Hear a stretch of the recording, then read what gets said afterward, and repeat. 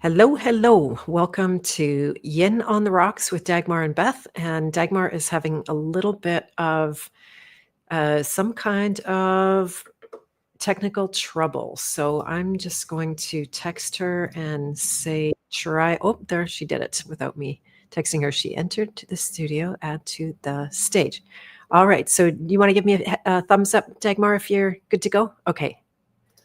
There we go. Yeah. All right.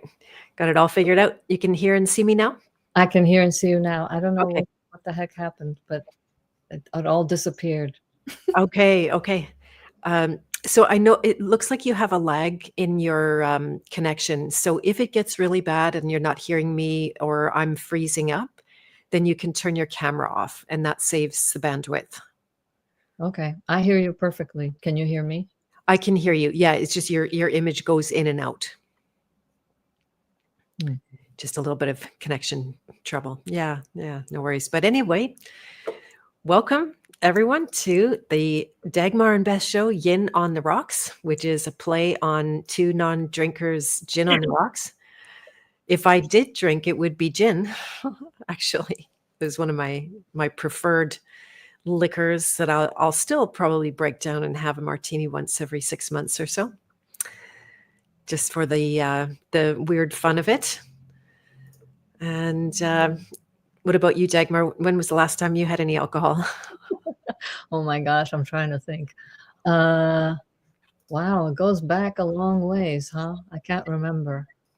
But to me, like just having a sometimes alcohol, the whole idea of getting high, to me that's I get that with other means. So I feel like I've had a drink but not in terms of a liquid.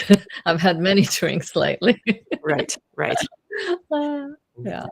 All right. Well, I was just chatting, so we can wait a few minutes if you like. We can just banter a little bit, and we can talk about our subject. We're going to. I'll let you know that when I reached out to Dagmar to talk about what we were going to discuss today, she said Bluebeard, and I'm like, It was at first it was a disconnect until I said it out loud. Yin on the Rocks, Bluebeard. Then it was like, okay, all right, it's something's working on me here. And so very interesting archetype. I believe, Dagmar, you're going to share a story about Bluebeard.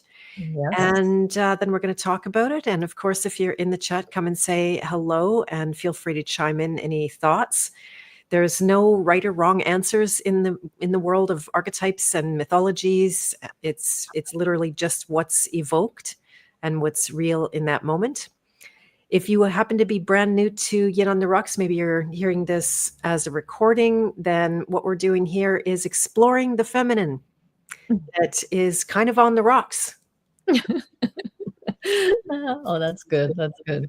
Yeah, we're exploring the feminine and we're shedding light on it. But like the more light you put on something, the darker the shadows become, So we're kind of playing with that and it's discovering things as we banter. But yeah, I think this is a really exciting one, this Bluebeard, because it's got many layers. Now I'm still hearing my echo again this time. What is that about? Yeah, do you have a headset that with a mic? That would be a way to solve it out. In the Oh, a headset.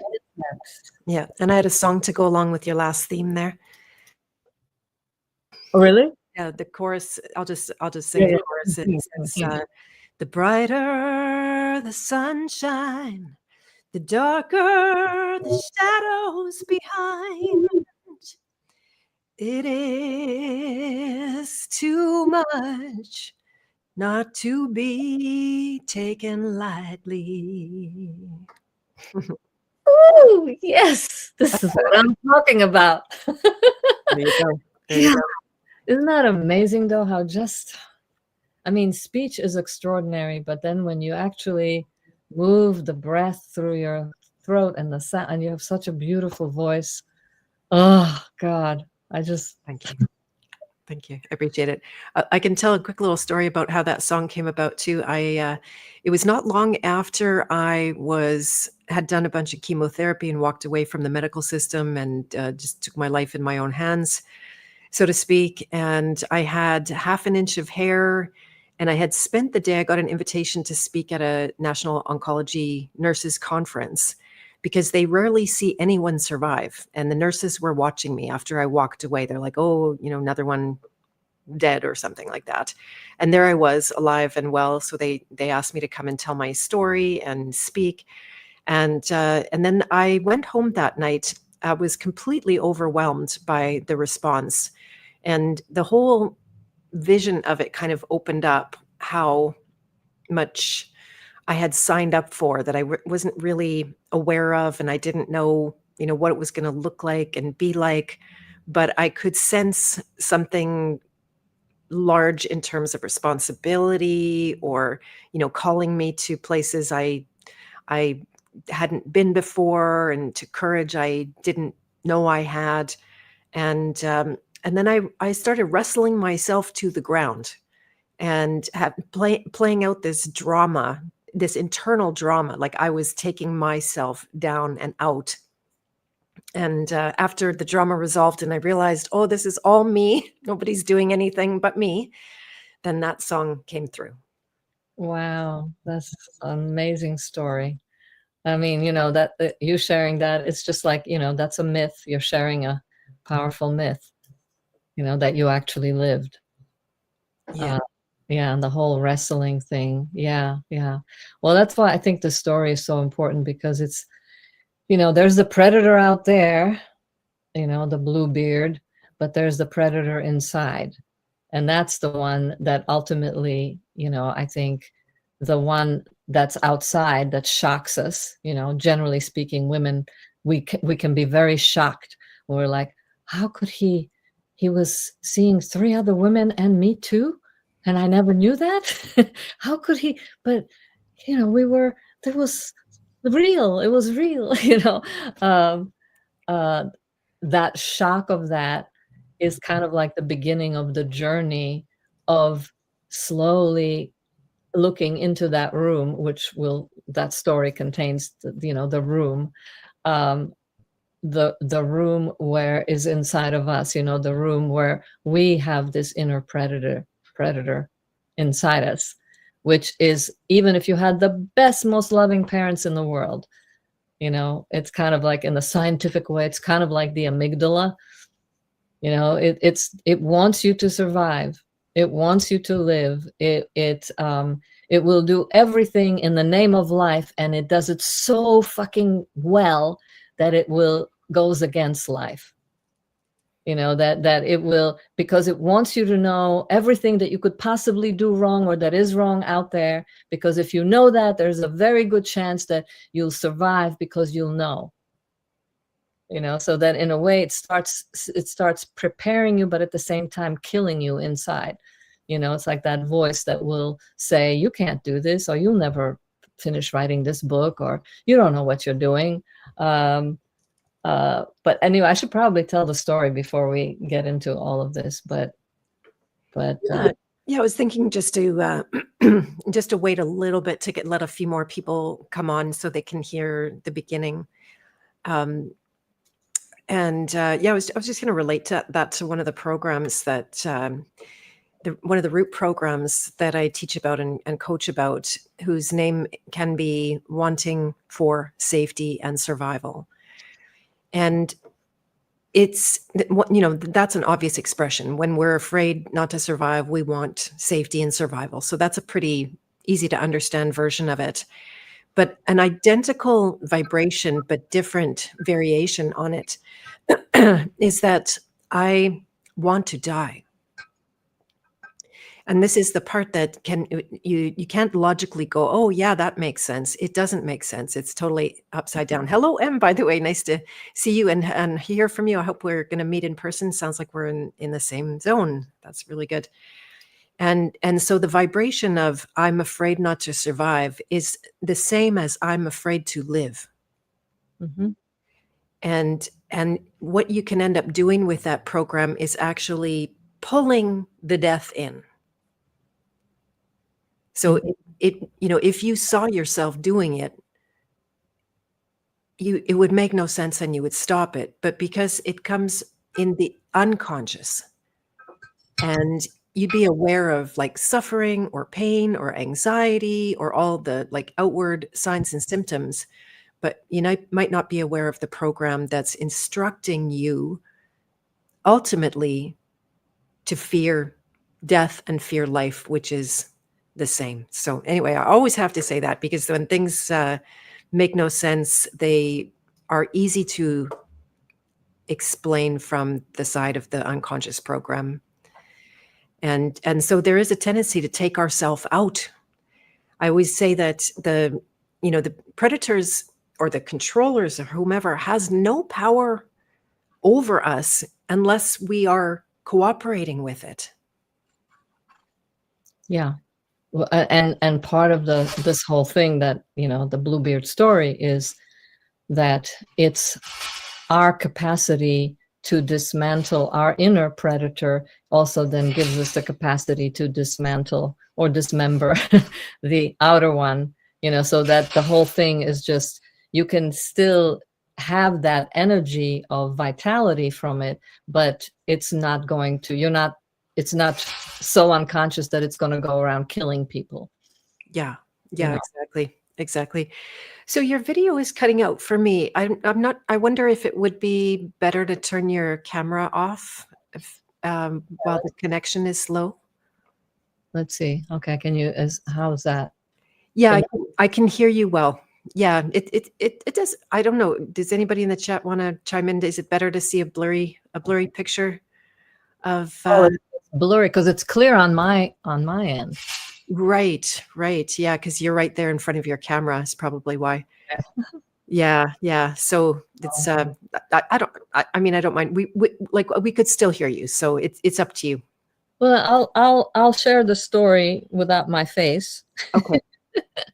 and then we'll see. I think is there enough people you think I can get into the story yet, or do you want? Yeah, go for it.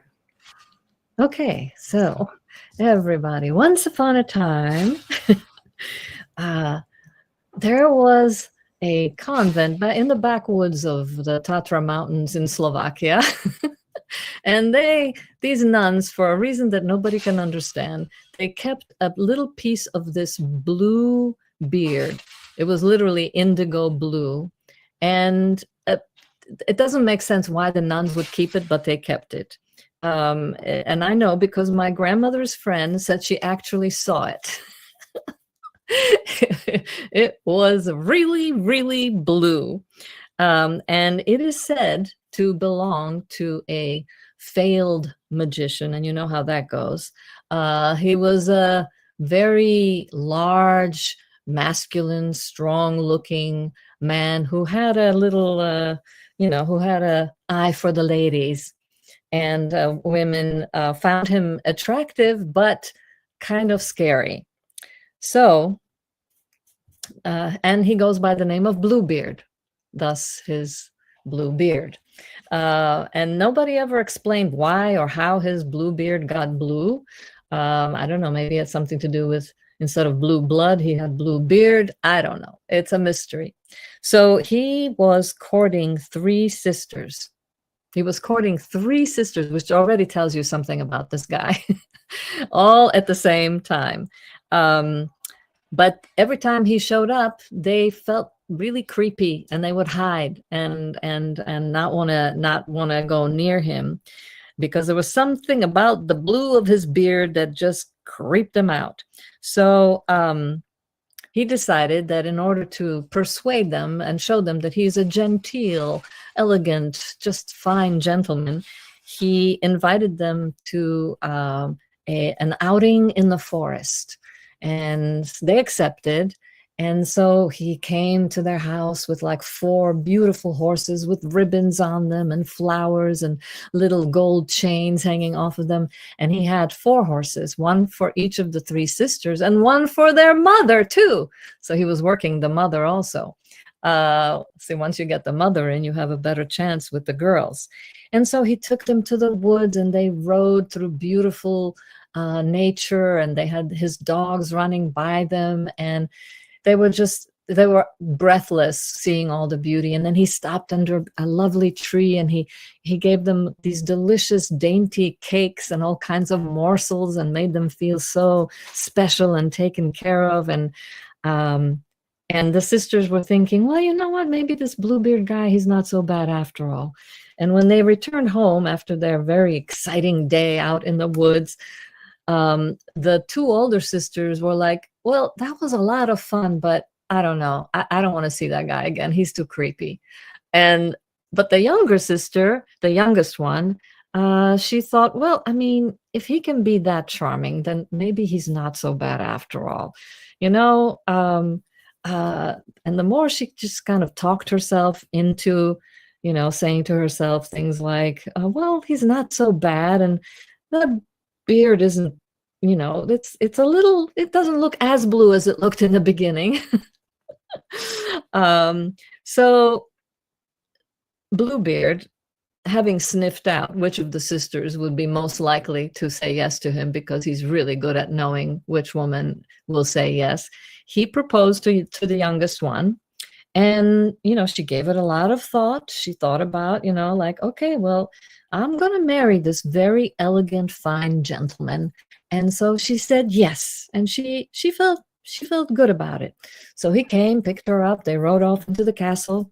And one day, when they're already living in their castle, he says, hey, listen, I got to go out for a moment. I got some business to take care of out of town. But, you know, I'll be back. So just feel free, have a good time, invite your family over. You can, you know, ask the cooks to make you a feast. You can do whatever you want, really, just whatever you want. You know what? And here's something. I'm going to give you the ring of keys that I have. I'll leave those with you.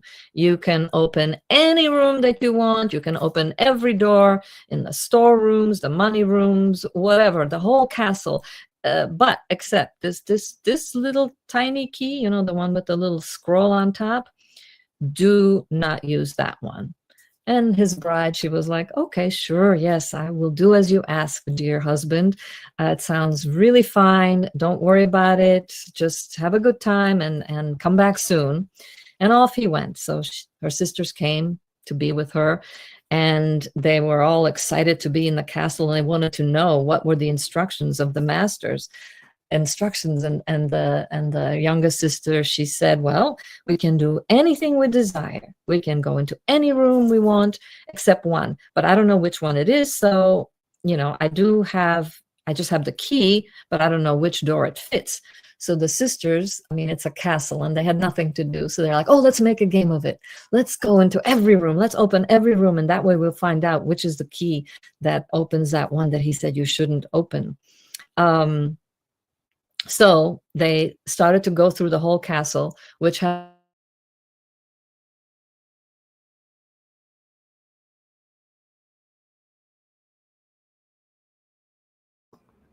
Hey, Dagmar, if you can still hear me, your audio just cut out, for me at least. Maya, do you want to let me know if you can still hear? We're just getting to the good part. We're in the castle. They're going to open every room. They're going to go against his wishes, saying, yeah, I lost the sound as well. So if you're still hearing us, Dagmar, your sound is gone. You might be able to, again, leave the studio and come back and try to start fresh. That sometimes resets things. Or maybe you hit a mute button on your mic or something like that, or you muted yourself. I am not sure. So any guesses how the story turns out? Where do you think it goes from here while we're waiting? So I'll let's see. I'll remove Dagmar and see if this helps. There we go. I imagine she will be back shortly. I don't know the story, so I can't finish it for you guys. It's relying. Yep, there's Dagmar. She's back. Okay. Did you go away too, or did I just go away? Just you did.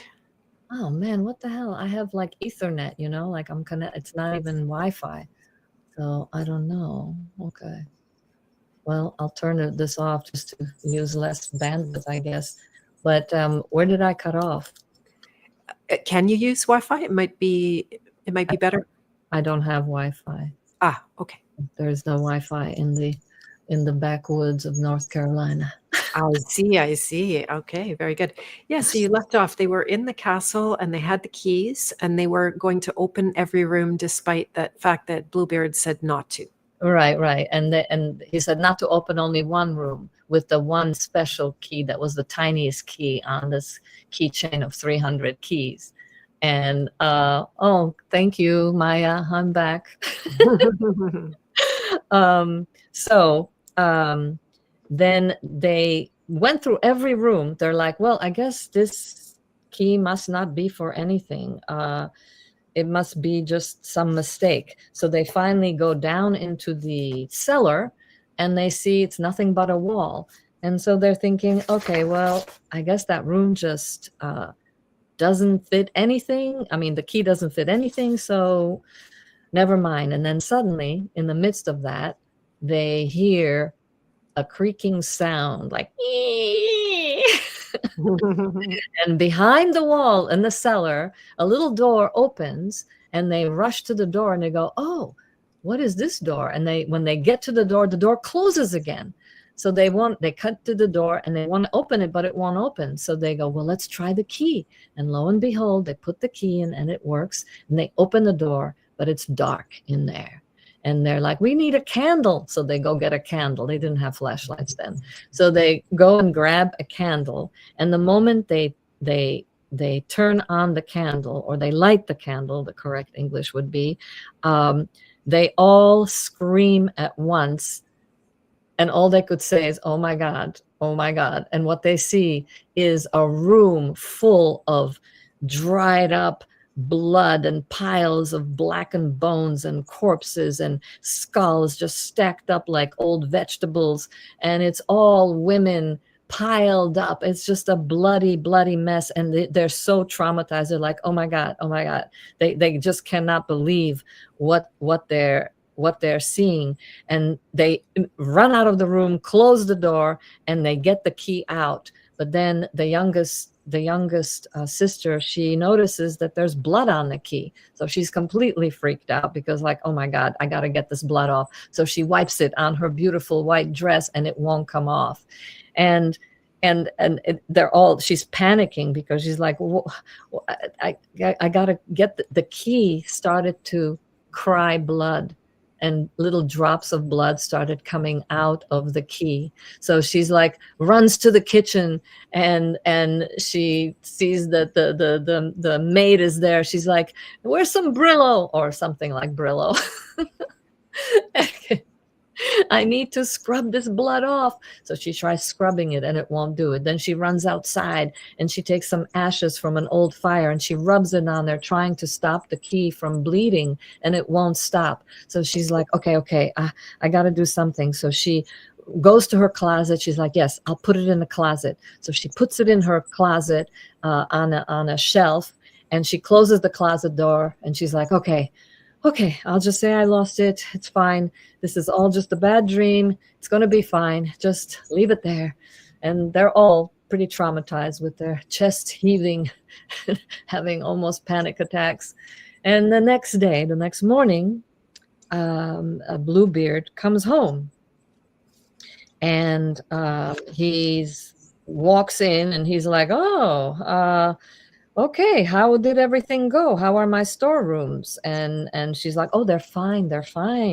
How's my money room? Oh, they're wonderful. It's great. The money is there, all good. So everything is good, my wife. Yeah, just couldn't be better.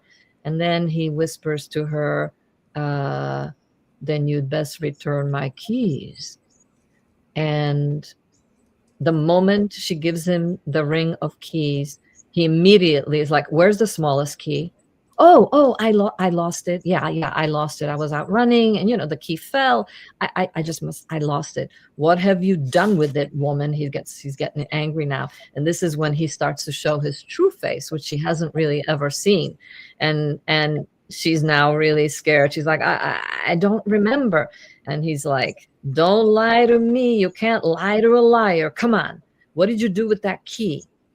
And he puts his hand on her face as if to caress her, but then instead he grabs her by the hair and he says, you lying little whore. You, you've been in that room. And he drags her. He drags her to her closet, and he opens the closet door, and he sees the key falls on the ground, but it has bled all over her beautiful gowns and that are hanging in there. And he doesn't try to hide anything anymore. He's like, now it's your turn, my lady. He screams at her and he drags her down into the cellar. And right before they're in front of that terrible door where all the horror is, he just looks at the door and it opens for him. He doesn't even have to use the key. And there are all the skeletons. And of course, he can look at the door and have it open because he's a failed magician. So he can still do some things, but he's not that good. And now he's ready. And now it's your turn. So just as he's dragging her into that room, she manages to hold on to the sides of the door, and she starts pleading because she knows he likes begging. So not because she's really pleading. She's planning. She's like, I got to keep myself alive. How do I keep myself alive? So she just says, please, please, please, please, just let me compose myself before you kill me. Let me prepare for my death. Just give me 15 minutes, okay, before you take my life so I can make my peace with God. And he's like, all right, you got 15 minutes, but then be ready. So she rushes up to her room upstairs, and she kneels down to pray, but then she remembers, shit, I'm not praying. No, I gotta get out of here somehow. So she looks out the window and she sees her two sisters who escaped before he came in.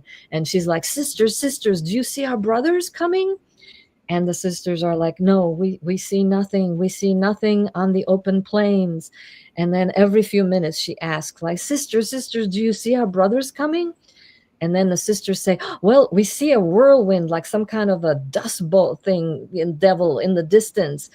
Maybe. And then meanwhile, Beard is screaming up the stairs. Bluebeard is going like, okay, I'm coming to get you. And she asks again one last time, sisters, do you see our brothers coming? And Bluebeard is shouting at her that he's coming up the stairs. And her sisters say, yes, we see them. Our brothers are here, and they have just entered the castle. And just as Bluebeard is coming into her bedroom and he's yelling out the classic, I'm gonna get you voice, he's coming to her. He grabs her, and then just at that moment, the brothers, they ride on their horses into the castle, and they rush into the bedroom, and they grab Bluebeard, and they drag him outside in front of the castle, and they hack him to pieces with their machetes and their swords and their knives, and then they leave just whatever is left of him for the buzzards to eat. And of course, that's how the last part of him remains, was that beard, which the nuns at the convent keep, which we still don't know why. The end. Can you say the very last part again? That it was the piece of the beard that the nuns won't keep. Can you repeat that? Sorry, I missed it. Oh yeah, that's how we get to the part of him. Everything, all the flesh and everything was most of it was eaten and by the animals, but that beard remained. And we still don't know. The only reason the nuns could have kept it was because nobody wanted to touch any of his remains, but they weren't afraid, so they kept it. And I guess it gives them something to talk about at the nun. Okay, thank you so much. I appreciate that. I didn't want to miss the end. Nice. Wow. That's the story of Bluebeard. That's a fancy one. So, but there's many layers and elements to this story. Yeah. Should we ask the chat first? Maya's asking, what's the moral of the story? And would it be more fun to get people to say what they think Yeah, first? yeah, I love that. Yeah, I love Yeah. that. And I don't think it's a moral. I think it's more of a like a little well, yeah, I guess you could say moral, but it's like a manual, as to, because we can all relate to times in our lives when we were easily taken by somebody's charm, even though we felt like something's off, but it's going to be okay. And not listening to that instinct. Um, but the moral is, it's really about the experience, just hearing the story. It's just it's like food for thought, food for your own journey, wherever you are in your journey, to just feel that story, like which part of it stood out, or which part resonated, or which part made you go like, I don't like this. Yes, so Maya said, leave some rooms private. Kind of interesting response. Oh, that is interesting. That's a very yeah. Well, and so we can get into some of those archetypes, of the young maiden, the youngest sister, because the older sisters, they weren't they didn't buy the whole thing, even though they had fun, but they were like, they listened to their intuition more, whereas the young one just wanted something exciting and new and fun.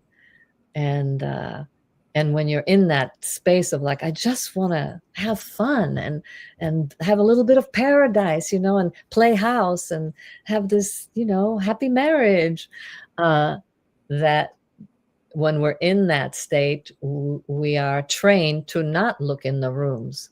We are trained to not look in the room where the carnage is.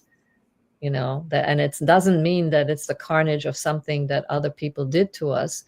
It's perhaps the carnage of what we did to ourselves. The part of us that might have allowed ourselves to be influenced by things that weren't coming from our soul. Right. Yeah, exactly. That say any situation, we can definitely get into some specifics. No doubt there's 100 stories I could tell here around, say, you got yourself mixed up with the wrong person. I'm going to go right to my childhood. Mm-hmm. I'm 13, 14 years old, and I meet this woman. I would have called her a woman, but she's a child just like me. And she was beautiful, and she was very seductive in a friend kind of way. So had this like, come into my lair.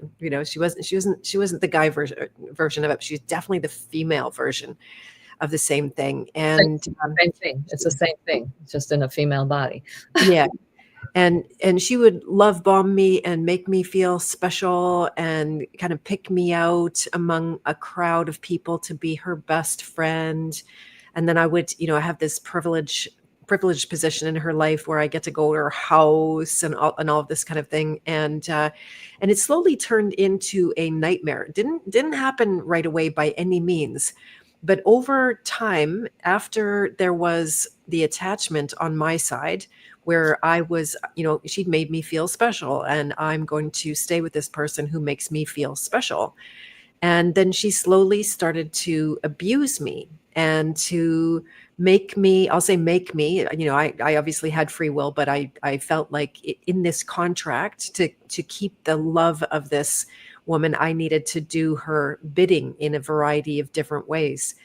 And, so I was taken by her charm. And in the end, I had to invent a situation where I got thrown in jail in order to get away from her, because it was one of those really dysfunctional kind of things where she practically owned me and my parents were practically disowning me at the same time. So I really didn't have a lot of support there. And so I had to go to very extreme measures to have separation from her. And I finally did. I did that. I was able, the jail worked. She kept going on her path of weirdness and crime and all kinds of things, and then I stayed behind and rehabilitated, let's say. So yeah, it's an example of that that relationship where at first you want them. Let's see. I was listening to Alan Watts this morning too. That the one of the big Achilles heel is the program that tells you you don't have love, and you need to go get it, usually from someone. Mm-hmm. And it's not love with a capital L, but it's that hunger where we need someone's love and approval in order to feel okay about ourselves, which it never actually works. It just promises to work and to do that. And that's the hook. Because if at the time I had the sense that the love and approval came through this scary woman or girl, and therefore I was willing to give over everything and to keep trusting them and to keep, even though I was being abused. There was literally one time we were sleeping in the same bed in her house, and I guess I was snoring or something, and she actually punched me in the face in my sleep, just as a sign of this is not a good person, not a nice person. And yeah, so she was just waiting to throw me into the cellar with all the other with all the other bodies. Wow. That's, yeah, it's interesting. I mean, that is how a 14-year-old is supposed to be, I mean, we are supposed to be that, we come in with a certain kind of wonder and awe and when we're young. So, and these, the external predators, they are very, very well aware.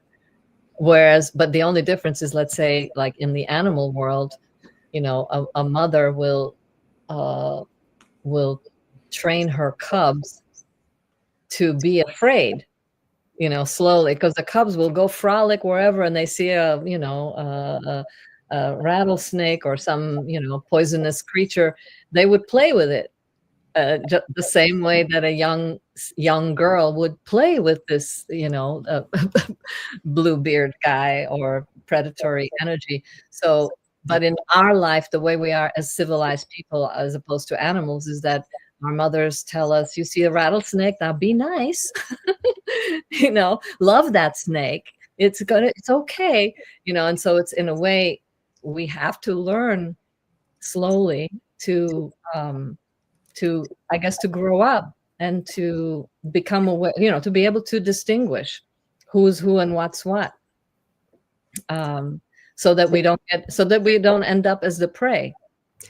Exactly. And that was one of the points I was going to make there, is that if you look at any train wreck of a relationship, the bluebirds in your own life, I can always go back and I can see the signs. So even though there was some optimism and some innocence, and the maybe conscious part of me had no idea what was going to happen, there was part of me seeing that things weren't all, Yeah. nice. And often it's how they treat others, where you think, oh, they're just beating up on other people, they're never going to do that to me. And somehow you're going to be exempt along that. I'm wondering if we should recap the story, because we've got a few people that are saying they didn't hear it, and we've got more people on now than when you started telling it. Do you feel like doing a little recap? Oh gosh. Okay. Yeah. Or I could. Just to add to what you were saying, though, what Yeah. were you saying? The signs, how Yeah, right. That you had your older sisters inside you always. We do, but it's a question of, like, learning to. We're not trained or given the blessing or permission to to respect that instinct, to even consider it valuable. Right. Well, we don't want it to be true, because if the guy or whomever it is charming us and love bombing us and making us feel special, we don't want to let that go. Right. That there's that attachment to it, that it Mhm. must be real, it must be good. And I've got 100 characters in my past, and not even that distant. I'm just still finding my way to discern earlier than later.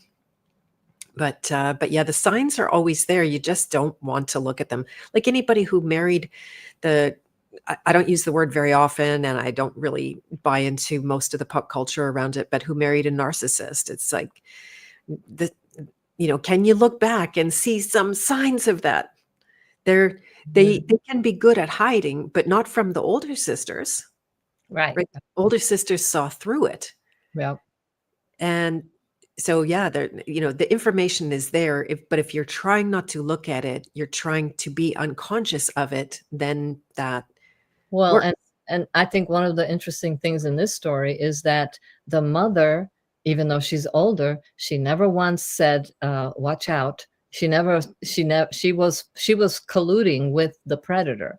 You know, Ah, she never said to the girls like, "Okay, well, be careful," or "I don't know." And even the older sisters, they didn't give it much deep thought, but they just simply and effortlessly went like, I don't feel good around this, so I'm just going to go with that. you know uh, right. And they didn't protect her either. they didn't protect her either. Right, They right. let her go. So it's and which then makes it like, well, at least once in a lifetime, every person, man or woman, we do need to have that experience of a little bit of shock, of that, and to just to wake up in a good way, to be willing to just like, okay, I'm going to look in that room. Like, it's okay to look. It's okay to look, you know Mhm, and mhm, there's a whole cultural pressure to not look into the room, the carnage. But if you do look, then it's always blame everybody outside. mhm. It's like, Yeah. look outside but not look inside, because yeah. Yeah.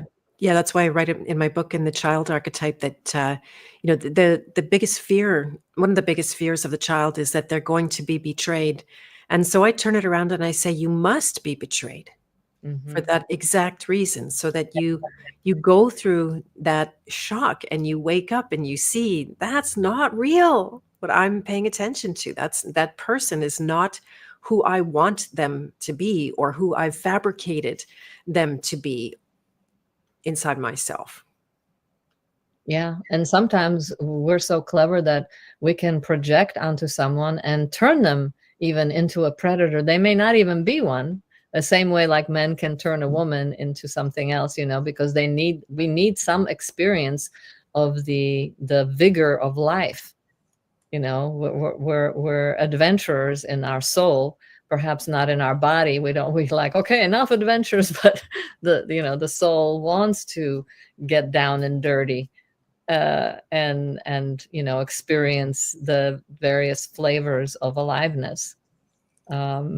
because the soul is not as attached to like, oh God, I'm gonna die. you know me as a ego and personality, I'm attached.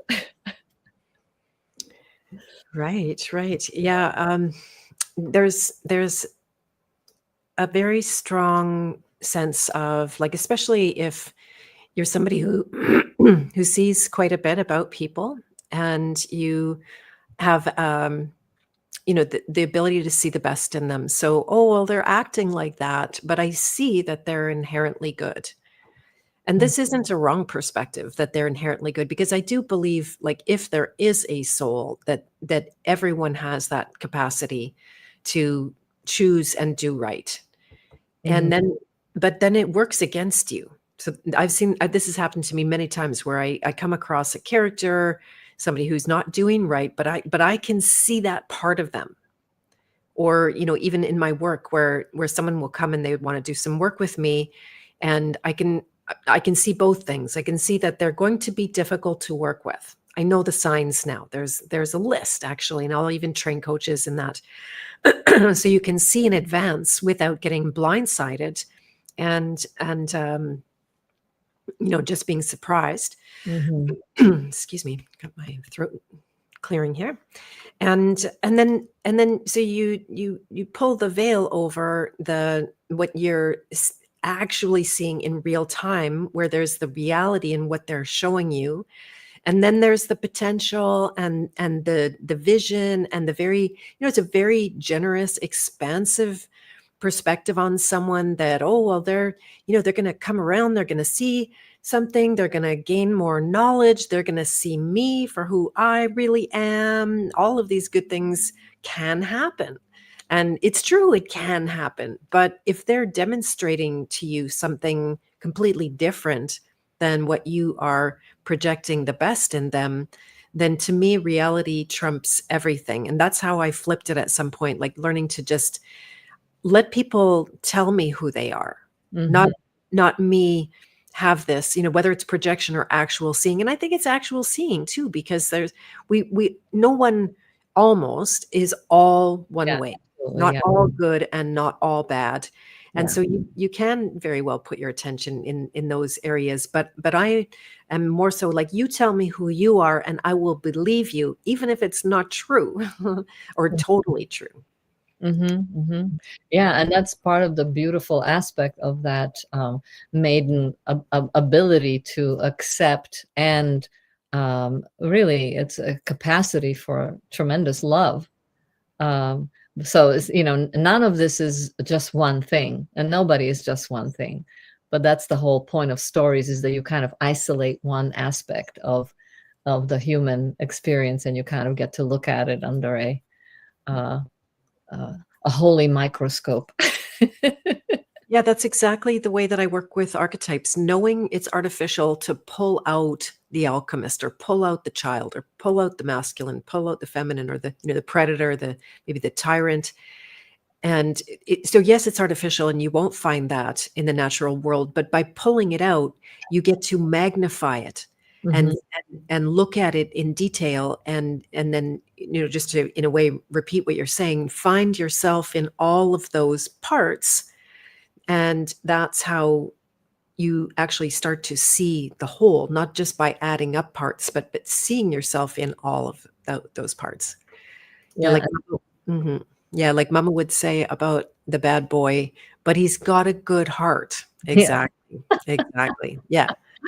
Yeah, yeah, yeah.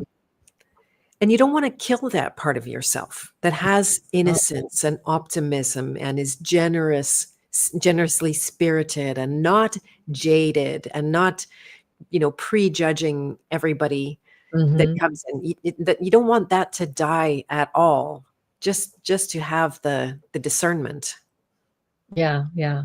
And it's just stepping out of naivete to just looking, being able to see. And you can have access to everything, but that's like stories, or any, if you're writing a book, or if you're or film or TV series, they take one aspect of humanity, something we don't do in everyday life, because life is a mess. You're all constant, there's tons of things you're feeling, thinking, going on all at once. But that's the beauty. I think I was just teaching my method writing this morning, and we were talking about how that's the true gift of any art form. And it's a lot of work to take aspect, because you have to be aware of what are all the unspoken things hiding inside in your in the cellar or in the attic. And you take that one aspect, and you create a story from it. I mean, to me, that's what a lot of these stories are. It's just like taking out something so you can just see it beautifully displayed, which we will not have that experience in real life. It's because it's a combination. A human being is not just one thing, exactly like what you just said. I'm just repeating what you're saying. That's okay. Yeah, I like doing that with you too.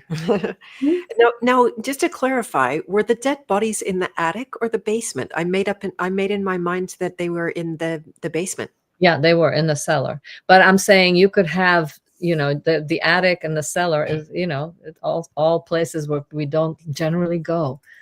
Right, right. And Um, yet, in a symbolic way, they're kind of at different ends of the spectrum. So what I was just hearing is that the attic might be more of that, like how we get lost in the loftiness and the optimism and the mhm. vision and the possibility, and then the basement being the, Oh, you know, energy. like the total like unconscious where we keep the dead bodies, Mhm, mhm.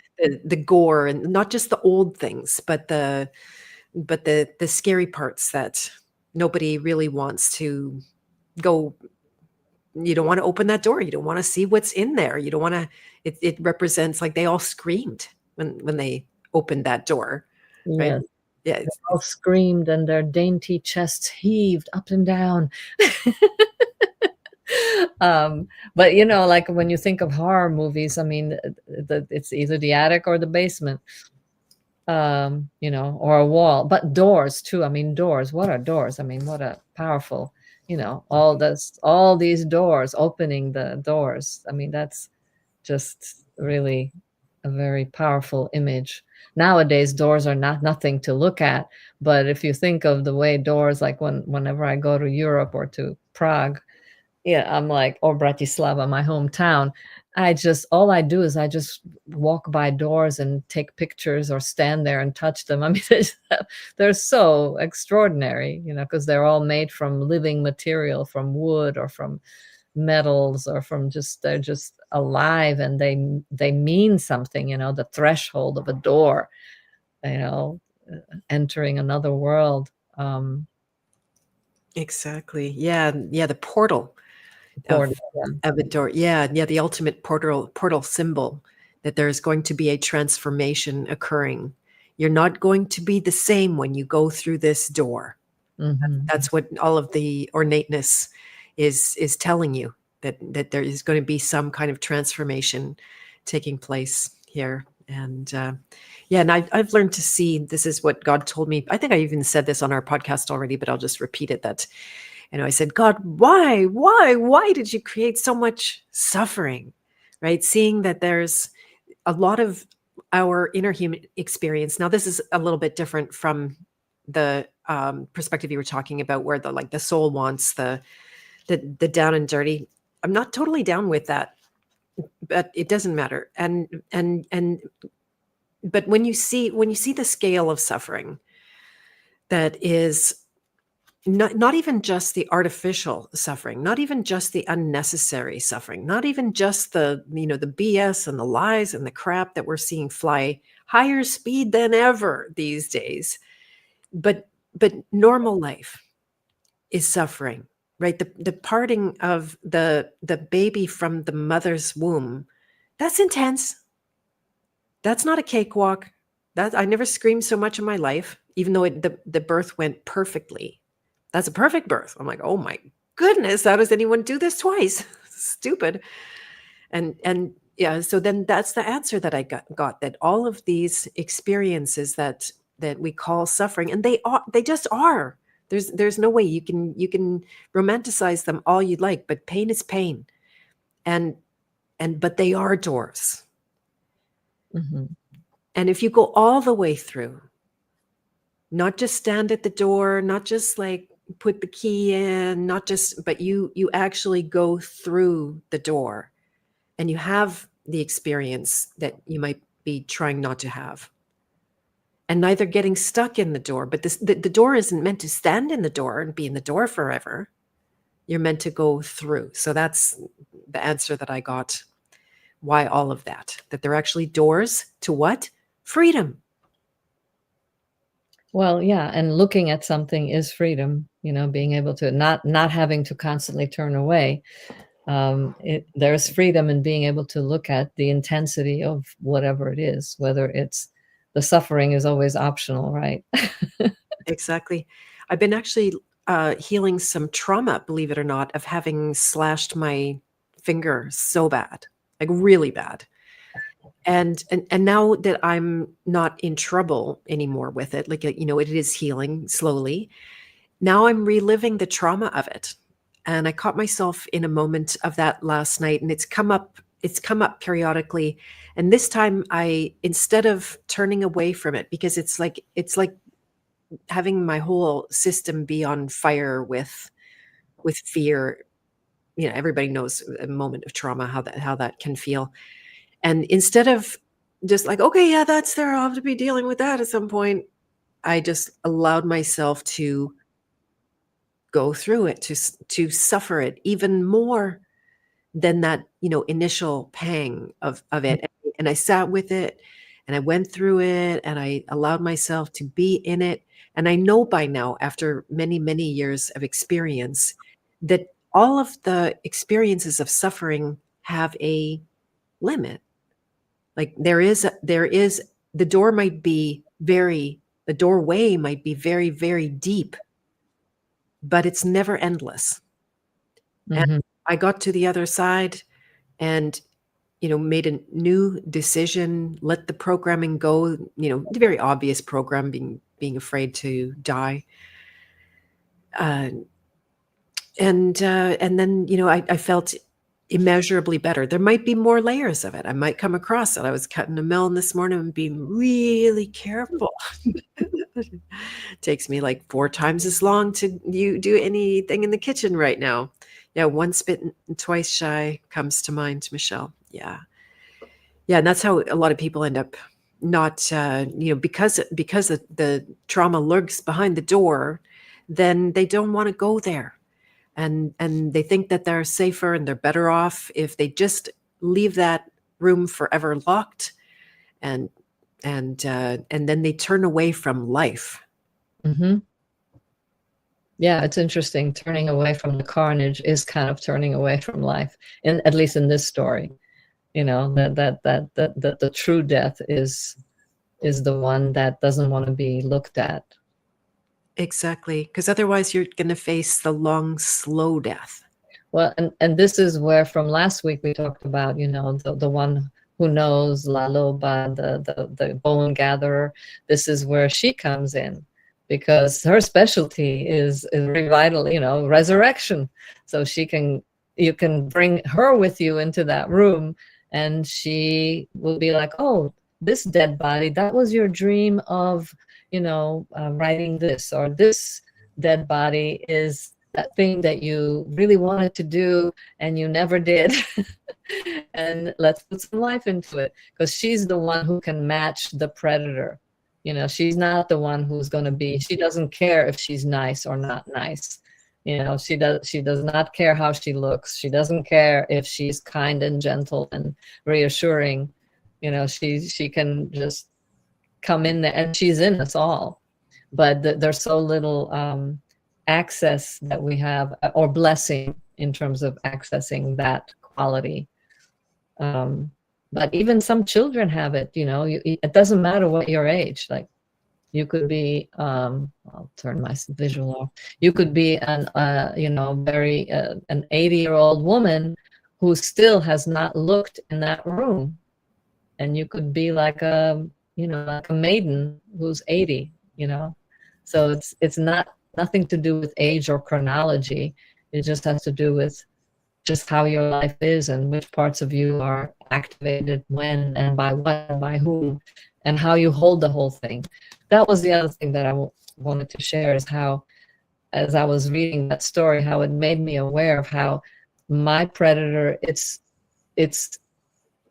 so hard to hear sometimes, because it's the part of me that that the way I talk to myself, it can be so destructive and mean and against life. So now when I hear it, I'm a lot more aware, and I can pull out La Loba, or the bone woman, and she can give that predator a look and going like, no, you go sit over there while she writes. It's a fun game to play. But Nice. I like that. Yeah, and to your point earlier that through death comes life, right? That's that resurrection doesn't come without death. We don't get that part. yeah, you can't resurrect if you're yeah. Exactly. And we are here to be born again. I'm not a card carrying Christian anymore, but there are certain truths in there that that are endearing and show up in a lot of different ways. Yeah, I'd like to go a little deeper, if you like, into some of these symbols too. That, like, the key that was the room of all of the dead bodies was the smallest key. Yeah, I'm glad you brought that up. Yeah, I was wondering about that too. But it had a special scroll on it. But it was the smallest key. Yep, it was the smallest key. Okay, interesting. And yeah, so when you think about in comparison, a big key, when you find a big key and it's going to open a big door and it's going to be a big revelation, like, is this just a sign of that, because what do predators do? They turn everything upside down. Like, you can't lie to a liar, he said, and called her a lying whore, right? And flipped the uh, the thing. And then, so making that key small, was it to disguise that there was something really big? Yeah, and also perhaps to diminish the whole key process, because the key is the curiosity, the part of us that wants to ask questions and is going like, well, why can't I go in this room? What's the deal? And to make it look like, come on, it's just trivial woman stuff. Your curiosity is such a you're just gabbing, you girls, you want to know everything. Ha ha. Like it's Yeah, that's one possibility. I don't know. And I did embellish the story a little bit. I did. that's good. I'm glad. Also, it's interesting because if he really wanted to win in the situation, he wouldn't have included that key on the ring.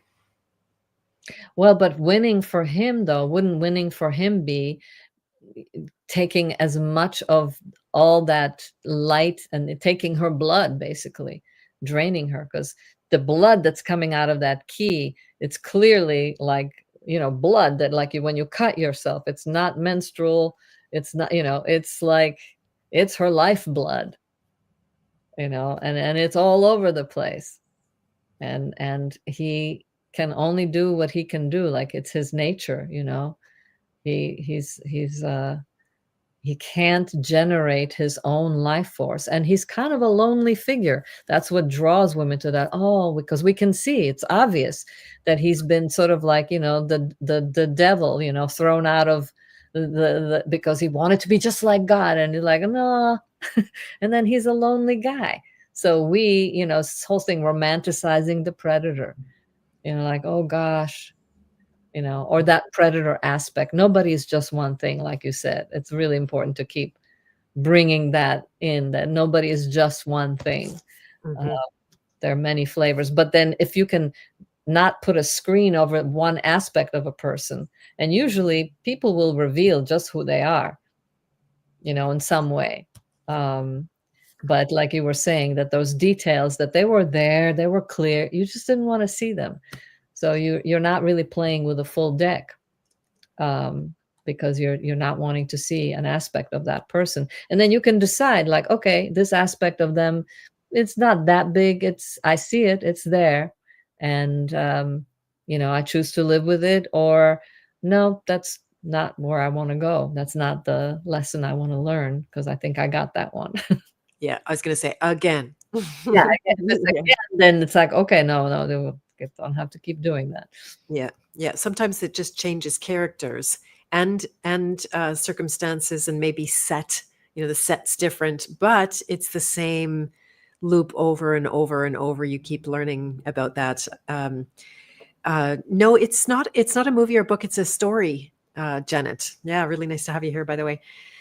And so, yeah, um, that lonely figure, and this is what gets me. We don't have to name any names, but we have somebody in mind. And we Oh, actually, interestingly, had a common experience, which was fascinating because I only had my experience, but now I can hear through your experience and see the common things. And there was, like something of a leader here in the truth world, and they had they developed quite a following. I actually met them and connected when they didn't have a following, and they were just this lonely figure. And oh, before the pandemic?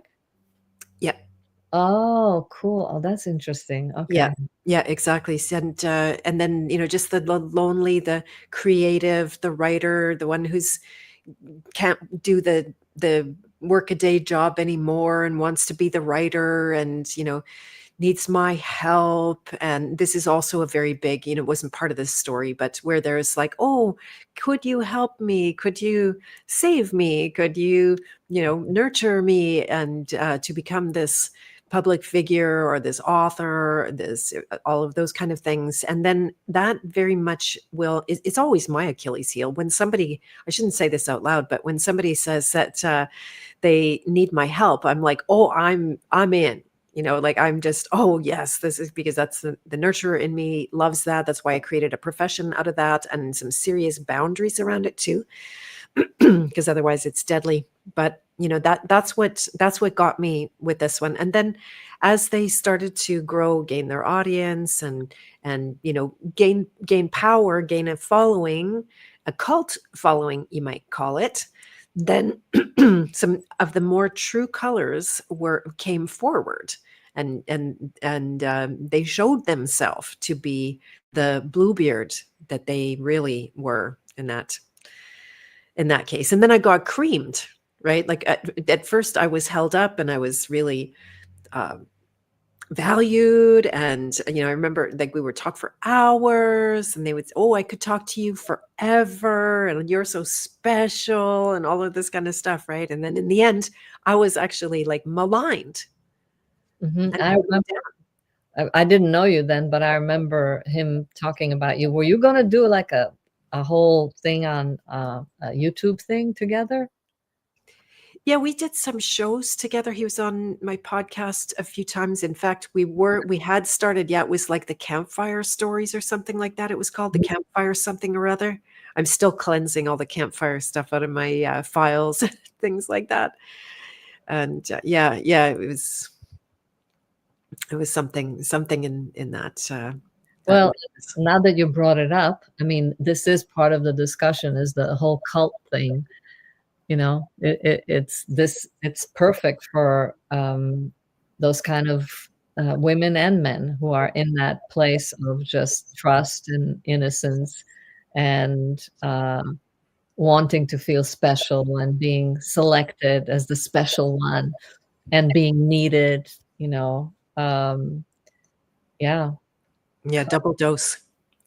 Special and needed. Ooh, swoon. Like, me, call me. Exactly. Yeah. And the turning point in my case was when and I kept trying to help them financially. I kept hiring them for this and that, and they were like, I went through so many editors with my book. They were all bad experiences, every single one of them, and this was one as well. And then so I said, hey, because they're a really good writer. Does anyone know who we're talking about, by the way? And they're not that good a writer, but okay. Oh, good to hear. Like I thought it was really good. There was something really deep and unique about it, but maybe not. I'd love to hear more of your perspective there. So I asked them to edit my book. Mistake, definitely a mistake. So then they came back to me with an estimate, let's say, and it was just a huge amount, grossly overvaluing the work, because I worked in copywriting. I know more or less industry standards around that. There's a range, but so yeah, he just tried to charge me through the roof, and I came back and I went, I don't think I can afford. I came up with the most polite way. I said, I don't think I can afford you. And then the hammer came out to like smash and kill me, because I'm pretty sure they made it mean that they weren't worth it. That it was somehow a question on their self-worth, which it wasn't. I was just politely saying like, no, it's too much. Sorry, I can't afford that. And I think it is Who You Think, probably Vegas. Yeah. And then so we broke up on that. And then they actually started maligning me and using their platform I helped them build to take me down. Mm-hmm. And shame me and talk about me and tell stories about me. And he even said that I faked my cancer story. Wow. Yeah. It was insane. So I start digging out photos of like, here's me bald sitting on the dock after having no hair after 18 months of chemotherapy or whichever timing that was. And I interviewed a few people who knew me back then just to prove like, no, that really happened. Wow. Yeah. I know, really intense. Yeah. Yeah. Live and let live. Yeah, yeah, yeah, I mean, exactly. if that was my task in life was to, you know, be like a collie that I go around beheading, and why? It's in everyone, you know. It's just, do you want to give your energy, continue, giving your life force by engaging with someone like that, or let them, you know, go to their own lesson, because there will be one there for them for sure. Right, right. Yeah, yeah, when to go to war with the predator. And I don't think there's any easy answer for that one. There a lot of times it's a cut bait thing. Mhm. But there are times that if you say in the wild, if you don't stop a predator, they go on a killing spree, Yeah. right? I heard these are great stories from actual nature, how predators work. If you let them, get access to, say, the sheep, if the wolf gets access to the sheep or whatever kind of predator, the bear or anything like that, they go on a, like, out of bloodlust, not out of hunger. They will kill everybody, not eat everybody, not make use of that, because that you can understand, but it puts them in a frenzy, right? So there are times to stop and stand up to that predator. Yeah, it's interesting. I'll tell you one little parable that I'm just thinking of now. It's a Chinese parable, where the scorpion wants to get across the river, and ask the frog for a ride. And the frog gives the scorpion a ride, but then the scorpion stings the frog, and then the frog is like, "Why'd you do it? Now we're both gonna die." And the scorpion says, "Well, because it is my nature to sting." So I kind of reverse that story. This is the other side that we don't look at, which is like, same deal. Uh, the scorpion asks for the ride, but the frog lifts her little butt and sticks her butt into the stinger of the scorpion, and the scorpion is the one saying, "What are you doing? We're both going to die." And the frog says, "Well, it's my nature to press my butt into your stinger," right? So, both of those, it's a duet. There is a Oh, duet to it. exactly. And Absolutely. to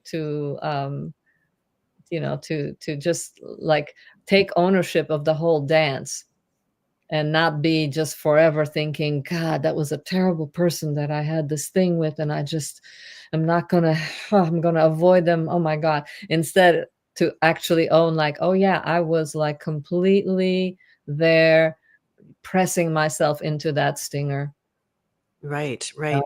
because I wanted to stay in that paradise space of like, I don't know anything and it's all good because now I have friends." And it was during the pandemic. I was like, "Oh, this is so great. There's people I can relate to, and I'm just so happy. And I don't want to see anything. Don't ruin my happiness." Yeah. It's like, and to not make myself wrong for being in that space. I get it. I was like, I mean, he would say things like, "It would be my honor to be buried and die and be buried next to you," or it's just shit like that. you know and I was like, "Oh my God, he would protect me from the people at Whole Foods who won't let me go in without a mask." Exactly, exactly. Oh, he called himself the head of the spear, that he was willing to be the head of the spear, and I'm like, "Oh, ooh, ah, perfect. That's what I need. Safety." Yeah. I know. So you have to have compassion for that part of yourself, because I don't want to then become the predator who's then going to hate myself and be beating myself up for the decisions that I made, because every time we're trying to do the best that we can, and we will, of course, we'll keep making mistakes, for crying out loud. It's Yeah. This is a very, very important point, what you're saying right now, because I don't know. I certainly have my own experience, and whether it's universal or not, but the tendency to, when you have been a victim, and there are true situations where you've been a victim to something, and you go in with optimism and the genuine desire to serve and be served and connect, and it can be quite clean how you go into it.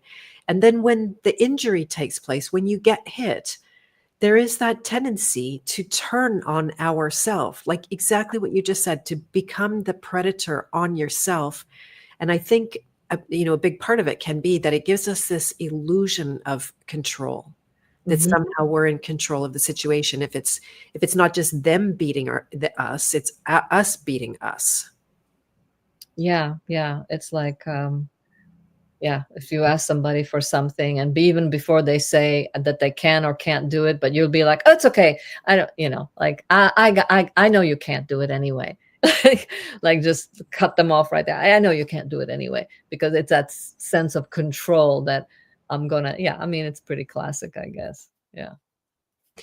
Yeah, one of the programs says, "I will get me before you get me," and Yeah. that seems better, but it's not. It's not better Yeah. at all. Yeah. I was laughing how at the beginning of the Bluebeard story that you told, which I do recommend anybody who missed it, you definitely have to go back and hear it. Dagmar is such a wonderful storyteller.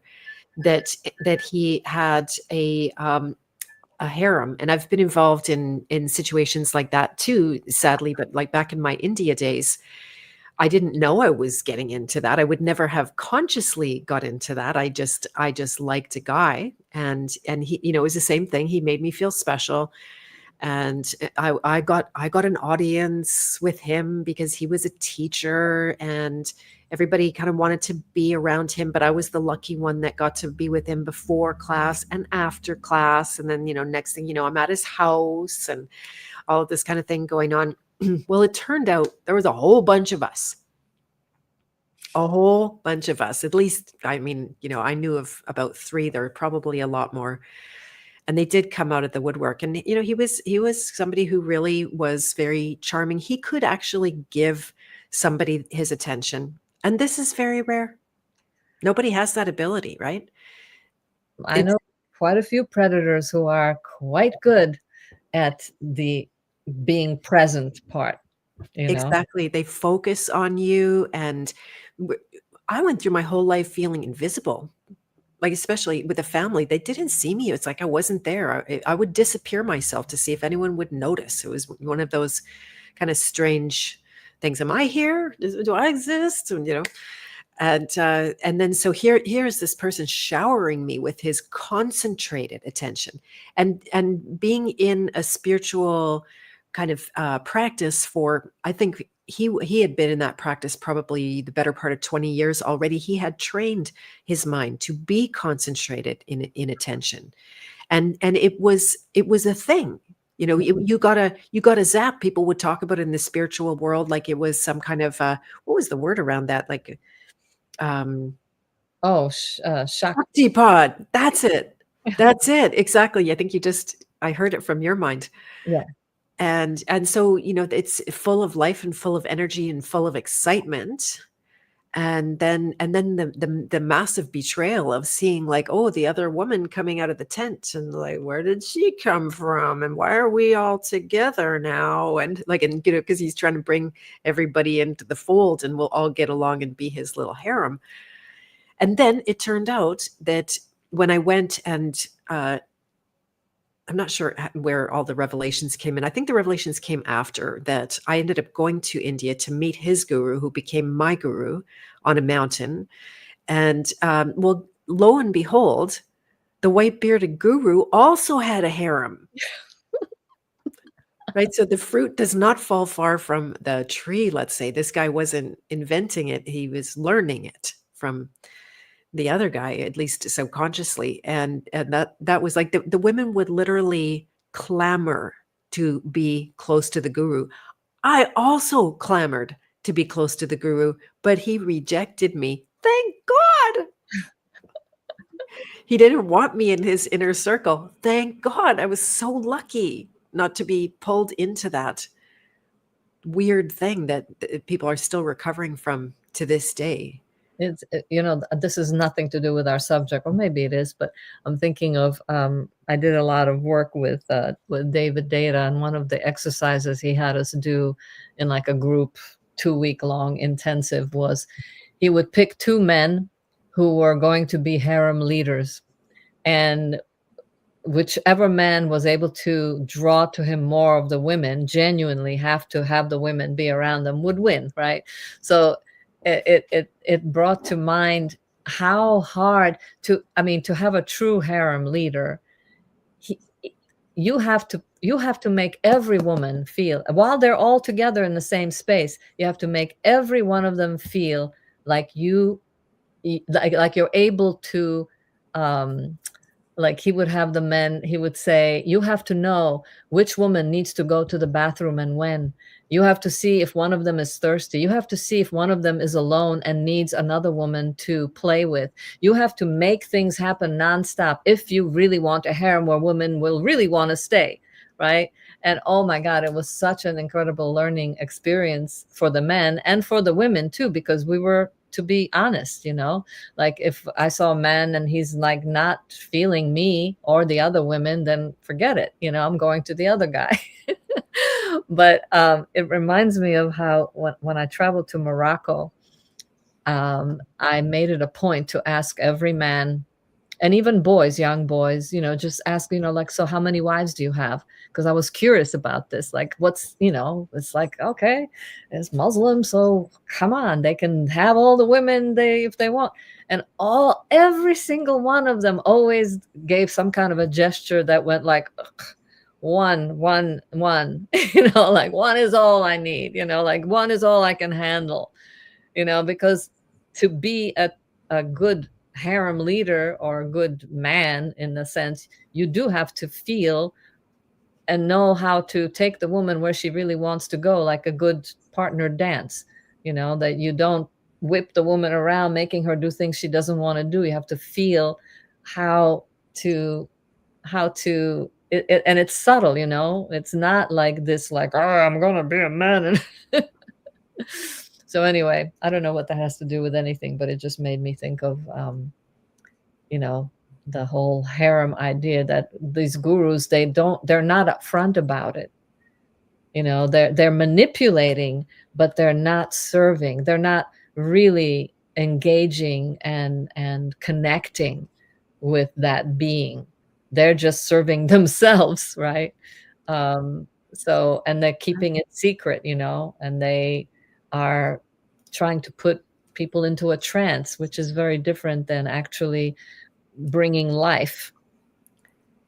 Exactly, exactly. You can't lie to the liar. This got a whole song out of me. If anyone goes to like Spotify or iTunes or anything, you can hear a song on my album Where There's Beauty, and it's called Secrecy. And this is all about the cult experiences and how, yeah, and how, had I known, if the guy said, "Oh, do have 4 or 5, maybe 6 or 8 other girlfriends, is that all right with you?"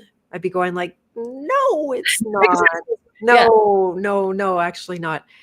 And yet I'm wondering, like, is there two sides where this is just an open question, so I'm not convinced yet, but there's first of all, there's less king heroes these days.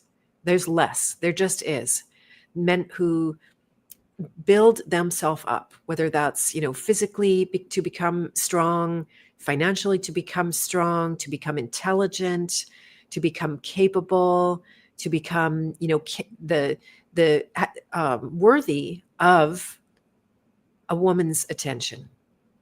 They have to build up that capital. Unlike a woman, this is maybe one of the theories, not necessarily everyone would agree, but a woman comes in with capital. We have the all of the potential to create life in our own womb. That's one of the theories. And so because there are so few men like that, and this is not a take down against men at all, then they get the attention of many women. The few do. Mm-hmm. So and then the women end up, even when they know, they seem more willing to share because of the scarcity. Yeah, I get that. I get that. But if it's done cleanly, I have never seen it actually be a success whenever that has happened and women have, this whole polyamory thing that's so popular now here too in Asheville, because everything starts in LA and then it comes out here. It's like, the polyamory community is just a license. Same thing with the tantra community. It's just it's a mess. But I've never seen it work. I saw the closest I ever saw was one woman who had a husband and a lover, and they both knew each other, so it was out in the open. But that too collapsed after a while. But during the time that they had it, it was very successful.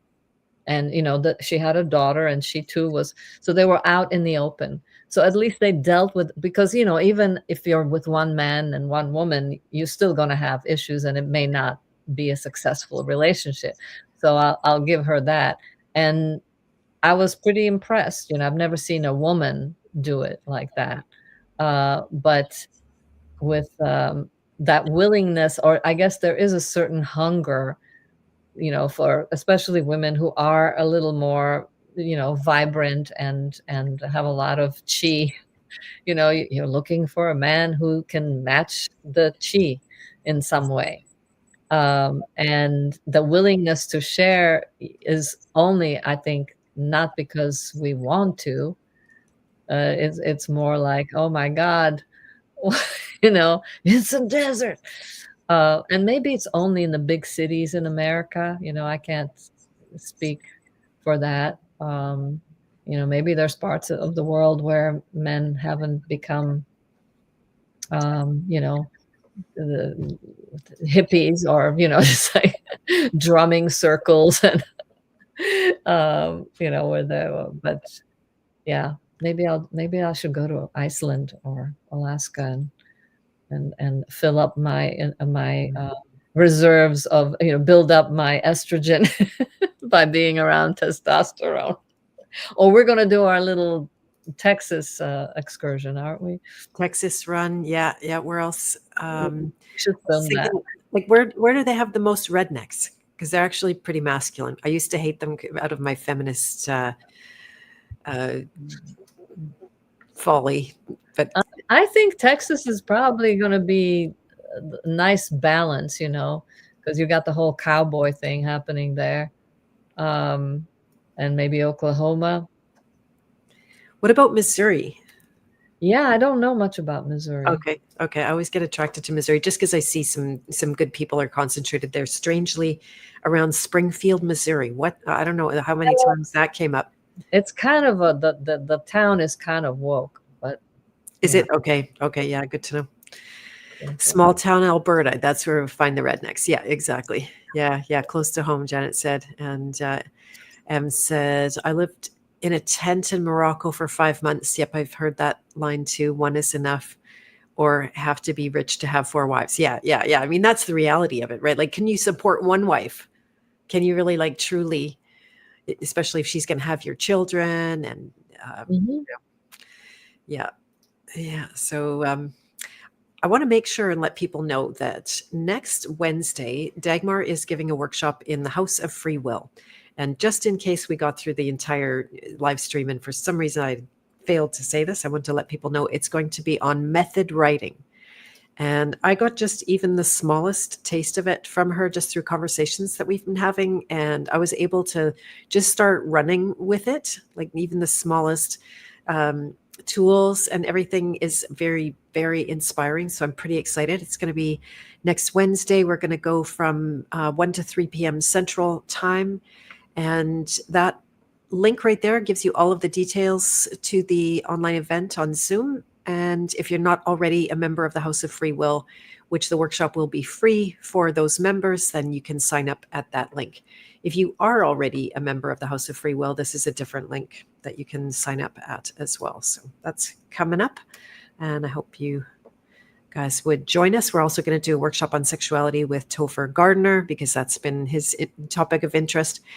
Somebody on my YouTube, God bless you and thank you. I always appreciate referrals for guests and speakers and topics and all that kind of thing. But they sent me to a basically this guy who's teaching people how to have better sex. And I'm like, that's not really what I was actually, I think that subject's pretty well covered. That's not what I'll be doing here. Yeah, Central East Texas, apparently. That's the Oh, redneck zone. oh, okay. Yeah. Yeah. They got trees there. That's not that central. Yeah, East Texas is kind of not as dry as the rest of it. Yeah, yeah. Yeah, trees are good. Yeah. Trees Yeah. are, we Yeah. love our trees. Yeah. Yeah. Yeah. Rednecky. Unlike, I really liked Austin, Texas, but that's not like the real men there. I liked it though as a city. It was nice. It was just like a Mhm. nice place to hang around and be around. Yeah, let's see what else is in this story, in this metaphor. We could talk about the element of shock. I framed it in as betrayal, but I think shock is another really good one to go into. Mhm.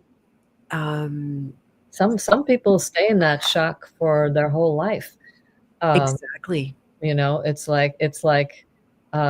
like staying in the shock, but never looking at actually into that room, but just living with that. It's that bewilderment. It's like a bewildered woman. You can recognize bewildered women who are just, they're still trying to understand. They don't get it. It's like, it just doesn't register. It's like, this does not compute. The world is wonderful. Exactly. And to be able to see that, yes, the world is wonderful, and just like, the bear mama, she's got to let her kids know that, hey, don't let that creature near you, hide or run, or have something what you can do when you see that. Go to the other side of the street, or get ready to get the hell out of there, or get ready to fight. But you got to know how to fight with this particular creature, or go up a tree, or whatever. But most of us don't have that training, just like men, unfortunately, less and less have any connection to doing things with their hands, with their fathers. And certainly, I love my mom and all of that, but she she didn't. There's no language for this. We don't have that. We don't have the places where we can God, what's the word? Just uh, live with our full selves, have access to different parts. There's certain parts that are like forbidden. Don't go there. And one of those is, like we talked about last week, the La Loba, the bone collector woman, the wild woman. That's definitely that kind of more aggressive feminine energy, the Kali energy. We really are trained to be very nice. And Exactly. so, but to have a full life, and to have, what's the word, dynamics, tonal dynamics in your life, not just in your writing. That's one of the things we talk about in the method writing, to have tonal dynamics, to keep people reading and understand, feeling like there's changes of voice happening. Well, we need that in life too. We need it to break up our patterns. So that whole shock thing, it breaks up your pattern. But some people just stay in the shock, bewildered like a frozen deer, and they're just waiting for the next shock, because there's nobody who ever said, hey, listen, you don't have to stay in the shock. The shock is there to actually serve you. There's nothing wrong with being shocked. It's a natural reaction. you know you're not bad, you're not dumb, you're just shocked. And now, look, open the door, put the key in the door, open it, and see what's there. Right, right. Yeah, the shock to me is like emergency measures on the inside, and it's akin to the emotional realm of apathy, which it sounds very different, but it's the same vibration. Can be like numbness, checking out, Or disassociation, like this. disassociation. Exactly. And then, it's when pain is too great to be felt that it's going to blow out the nervous system. I went into shock when I cut my finger. I went into shock when I was talking to somebody, like, I don't know how many weeks. They still throw everybody under the bus today, and they revealed that they'd been lying to me for 3 years about something. And I even kind of half knew it, because it's just like things didn't make sense, and I kept trying to have them make sense and resolve and resolve and resolve. I kept trying and trying and trying, and I managed to, it was definitely a feminine wild, not in a manipulation, but I managed to get the lie out of him. But he didn't stop lying, and then my whole body went into this shocky state. My mind was like snow. I was like, kind of hovering up and out of my body. My body got up and made its way out the door. Like, I just, like, backing out of the situation, acting like someone was trying to kill me. And in a way they were. It was very severe betrayal, actually, in reality. Now, I'm not related to nearly anybody like this, but some of those, obligatory relationships that they go on and on.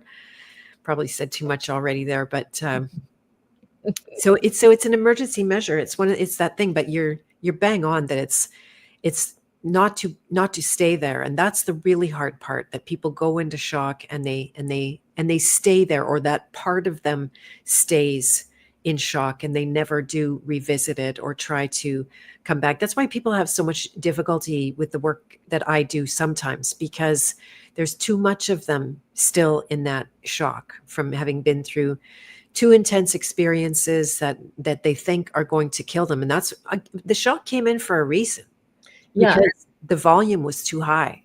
Yeah. And it would blow them out.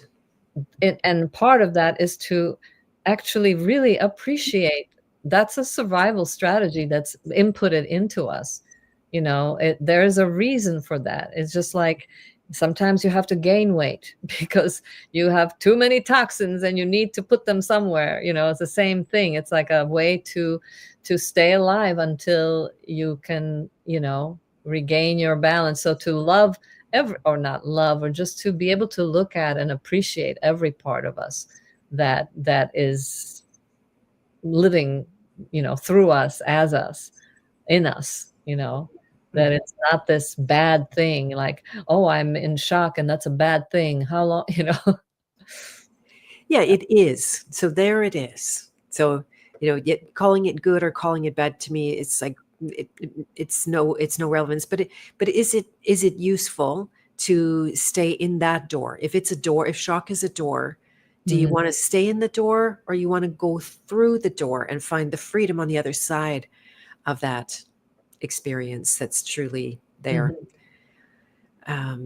Yeah. With writing, sometimes that can be a way to walk through the door, the act of writing, because the act of writing is just like the act of language. Where did it come from? We learned it, it was passed on. It's speaking, and writing itself is an expression of a lot of unconscious stuff in us that we just accepted the language.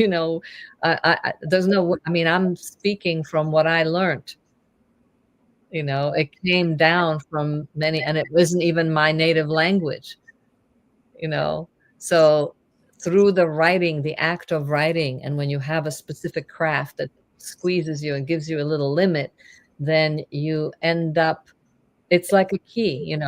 The writing is the key. It can be a key to opening that door, and in such a way that you're not in therapy.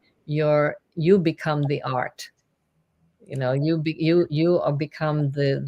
make art out of whatever that shock was. Yeah. Yeah, exactly. With the words, with the writing, and then you can look at it and you almost externalize it in a way. You Exactly. can then look at it, and if you want, you can dismember it and turn it into a crazy poem. You can rearrange it, and you Right. realize, like, oh my God, I'm writing this, I'm creating this, I'm making this story. And then you go, well, let's see if I can write a different story, like the way I just turned around the scorpion and the frog. You could do it the way that it's always been told, but you could turn it around and have it be something else, you know? Yeah. Yeah, exactly. Yeah, I had a very good experience just getting the few little tidbits from you about method writing and watching some Jack Glass. Grapes. Oops. Close. Like the food. Yeah, yeah. And I sat down to do some writing just out of like the only impetus was that I could type again for about 5 minutes. And then I did, you know, it was just like to open a creative door. That was my only conscious intention with it. Well, I ended up spilling my guts on the page and going back to an experience I didn't know I still had a very deep wound around. I didn't know it. You know, and if I had sat down to say, oh, I'm going to go find some deep wound where there's trauma, and, you know, so it came in a way that was palatable for me because it seemed like a fun game at first. Mhm. And even when so many waves, I'm going to be making this piece available. It probably will still take me some time, but it was so powerful, and it's kind of relevant to today. So I'm gonna talk about it a bit. That we were in a campground that I've been to my entire life. Every single summer, there's a little reunion of my family in this campground in Manitoba. And we were there just post pandemic, just post when I started speaking out, when I couldn't hold my tongue anymore about what was going on. And I was doing some broadcasting and podcasting. And I wasn't going to just go along to get along. I might have, but because I'd already been public with everything, there was no way to put the back in the bag. And so my family, you know, they allowed us to be there in the campground. That was okay to allow us to be there. Then I got this delivery of a message through one of my aunts, and they said, Beth, we had a family meeting. We decided you can come to dinner, but you can't touch the food. Like this. And then I went into shock. Right. At that moment, I could have responded with like, I think we'll be skipping dinner. Thanks anyway. You know, like there could have been an appropriate response, but I just went into this shocky place, like, oh, take whatever breadcrumbs they're throwing at you, and you know, like I'm going to write in detail about this somewhat horrific experience, but then it was the writing that brought it from the depths without me expecting it to be there. And then I spend the whole day like writing and crying and writing and crying and writing and crying.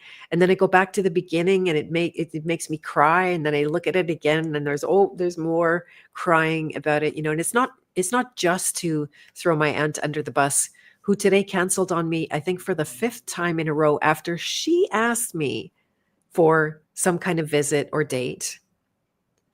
And she's talking about October. This started in May. And No. she keeps canceling, canceling, canceling. There's always something that is, you know, now I'm editorializing, but like more important or whatever the case is, right? And so the writing really helped me deal with this very deep pain and deep wound that I suffered and I went into shock over at the time. And that was good. And then we had like, you know, life was basically an emergency for 4 years in a row, at least 3 years. We were on lockdown for 2 years. And now, you know, there's the luxury of using the creativity to Mhm. to do the healing work. So I'm super excited about your workshop. Me too. Fantastic. And I wonder if we might also, if I could, I'll talk to you about it, that if we did a part two where the purpose was to bring up some of the deeper stuff and then to actually do the deprogramming work in combination or not or whatever. I'm just saying this out loud for the first time. The principle of method writing, though, is that you unmoor your ship and you go out to sea. So, and you're doing an exercise, but you're not aiming for anything. Yeah, Um, I get it. It would be a different thing. So, but don't worry about it. I yeah, don't yeah. need to. I don't If, need to rope you. if I could do it. I could do it also. So yeah, I don't know if there's anything more about Bluebeard that well, you. I'm sure there's more. There's always more. Did anybody have any questions or anything that came up in your in the chat that you saw? Yeah, I don't know. Maybe we covered it. I think it's Yeah, I think good. we. Oh, you know what? One thing: the mother colluding with the predator. What's up with that? Well, it's fascinating part of the story, that it's really saying that, I mean, unfortunately, a lot of mothers haven't grown up themselves, so then of course they're gonna collude with the predator. It's interesting. I mean, there's many stories we could look at, but that one, this one particularly, that's yeah, that was a strong. But the girls, we still do okay because all those things are inside us. Whether the mother too has the predator in her, and the mother too has the maiden, the naive girl in her, and so you know there's no really blame or escape because it's all like prepackaged. Yeah, I don't know if this is relevant here, or I will project it on this anyway. That sometimes I don't know if you've ever been in this position where you actually friend the predator, the known predator, because it seems safer to be close to them than far away from them. Yeah, And I keep the enemies close. Yeah. exactly, and I wonder if that's kind of symbolic of that. When I was really young in my teenage feral years, where I would friend the wrong people, absolute wrong people, but not out of a naivete. It was literally like, oh, this guy's dangerous. I better be close. Well, there's also a status to being like a dangerous person, a dangerous man, because the classic story, why do women sometimes are attracted to assholes, or the guy on the motorcycle? Because when you're an asshole, you don't care what people think of you, and that immediately raises your status. It's as good as money, like in the male world, money can raise your status, or fame, or your stature, of course, the taller you are, the broader your shoulders. But so can being an asshole, because it clearly says, and the predators, they know that, and it just makes a woman feel like, well, he's fearless.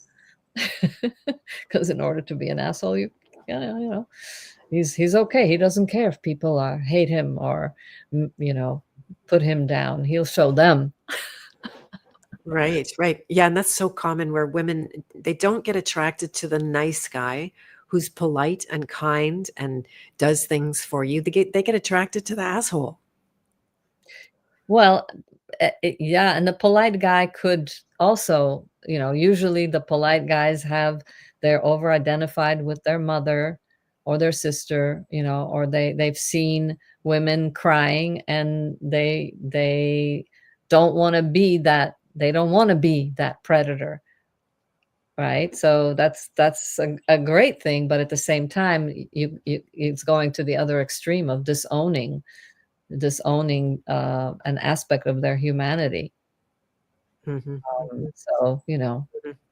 Yeah, no, I still watch that when I see a good-looking guy. It's like, oh, he has like a strange haircut and a leather jacket, and he's getting on a motorcycle, and I still like he's probably a criminal. I don't know him, but there's still a strange attraction. I think yeah, Em kind of nailed it there. That a misguided rebel for sure that can be, but if they don't have some badass in them, then they also won't be a good protector, right? Like if you're not willing to kill, then you won't be able to save me, right? Like I think there's an underlying kind of contract, like that a dangerous guy is actually representing safety in some way or another. Yeah, but the problem is that, yeah, he can also protect you from and kill other people, but then occasionally he may kill you too. It's right, exactly. You're not going to be the exemption. Exactly, exactly. Let's see if we can fill in a blank for she said the Mrs. Story, the mother in the story somehow hating the daughter. Yeah, is there so yeah, when the younger daughter went off with Bluebeard, Mhm. the dangerous guy, then the mother was actually colluding with the predator rather than with Bluebeard, I should say, rather than protecting the daughter and saying, "Oh, don't go with that dangerous guy." She was supporting Bluebeard. Mhm. Mhm. Yeah, got one daughter off my hands. Right, right, exactly. Like take the daughters, take the daughters. Yeah, yeah. Yeah, yeah.